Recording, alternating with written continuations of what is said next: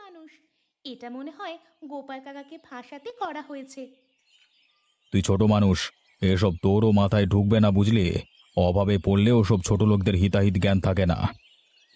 দেখো না দাদু, গোপাল কাকাকে একটু ক্ষমা করা যায় কিনা। আমার বড় কষ্ট লাগছে। গ্রাম ছেড়ে বেচারা কোথায় যাবে। শোন, চোর কখনো ধর্মের কথা শোনে না। ওকে গ্রামে রাখলে দেখবি আবার চুরি করা শুরু করেছে। অতএব ওসব জঞ্জালকে গ্রাম ছাড়া করাই ভালো। কোনোভাবে একটাবার সুযোগ দাও না দাদু। লোকটাকে দেখলাম এখান থেকে বের হয়ে যাওয়ার সময় হু হু করে কাঁদছিল। আহ, এবার কিন্তু আমি সত্যি খুব রেগে যাব পূজা। তুই ছোট মানুষ, এখন এখান থেকে যা।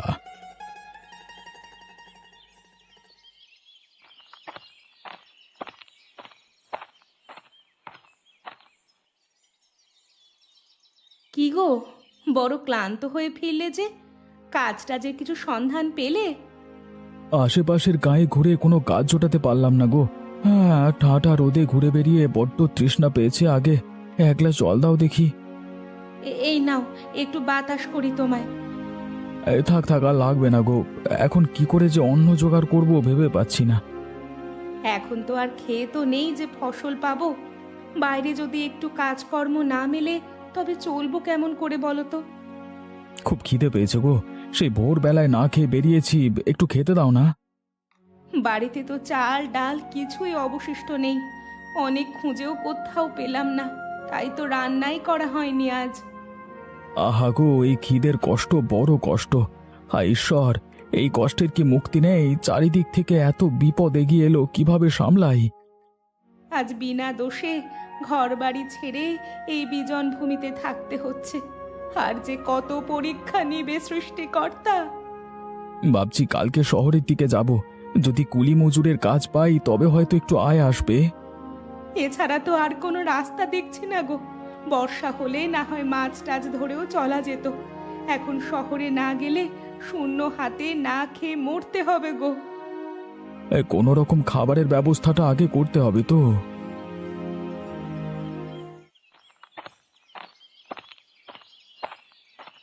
এই ভাই গোপাল, কোথায় যাচ্ছ? একটু অন্যের খোঁজে বেরিয়েছি।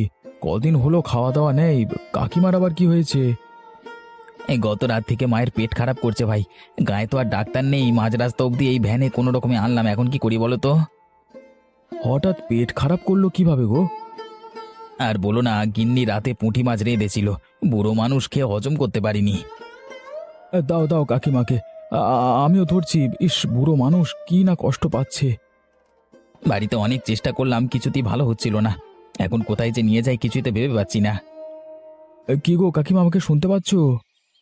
কে গোপাল? বাবা, আমি তো কথাই বলতে পারছি না, বড্ড খারাপ লাগছে। সব ঠিক হয়ে যাবে কাকিমা। এই তো শহরে গেলি হাসপাতাল, আমি সাথে আছি, ভয় পেও না। তোমার দেখা হয়ে ভালোই হলো গো, না হলে একা যে কি করতাম। আমিও বড্ড দুঃখ কষ্টে আছি, পেটে ভাত নেই। এখন কোথায় থাকো তবে? ওই যে নদীর পাড়টা একটা কোনো রকমে মাথা গোঁজবার ঘর করেছি ভাই, কিন্তু এখনো কোনো কাজ পেলাম না। মা ভালো হোক, তুমি সঙ্গে থেকো। তুমি বরং একদিন অবিনাশবাবুর বাড়িতে এসো, আমি সব বলে রাখবো। অবিনাশবাবু তোমাকে তাড়িয়ে বড্ড অন্যায় করেছে, বাবুর বড্ড অহংকার। বাবু যে কেন এরকম করলো কে জানে। বাবা গোপাল, দেখি আমায় একটু ধরে বসাতো। আহ, শরীরটা কেমন ব্যথা ধরে আছে। এই যে ধরছি কাকিমা, এই এই তো এসে গেছি প্রায়। এ গোপাল, মাকে দুজনে ধরে কিন্তু হাসপাতালে ঢোকাতে হবে, হাঁটার তো মানে একেবারেই শক্তি নেই। আরে হ্যাঁ হ্যাঁ, আমি আছি তো, কোনো ভয় নেই। কোনো রকমে হাসপাতালে ঢোকাতে পারলে আর ভয় নাই, বুঝলে।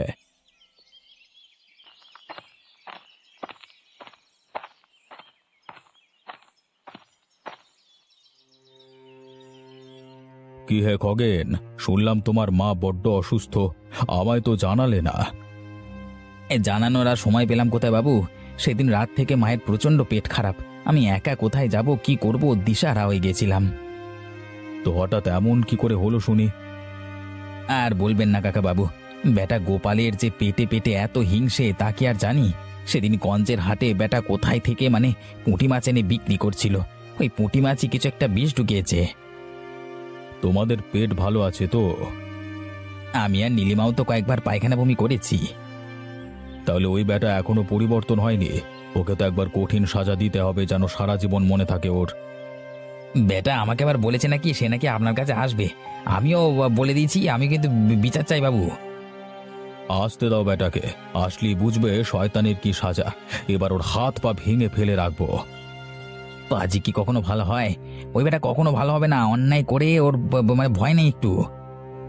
তাহলে তোমার মা এখন কেমন আছে? এখন ভালো আছে, কিন্তু শরীরটা বড্ড দুর্বল। তা তো হবেই, অমন বুড়ো মানুষকে বিষ মেশানো মাছ খাইয়েছে, বেঁচে আছে এই অনেক। কিন্তু এবার জোচ্চরটাকে আর হাতছাড়া করা যাবে না, বুঝলেন তো? বেটা কতটা পাজি। হ্যাঁ তাই তো দেখছি। তুমি বাড়ি যাও, ও যখন আসবে তখন বুঝবে অবিনাশ ছাড় দেয় না। ওর গদ্দারির কি পরিণতি হয় এবার বুঝবে।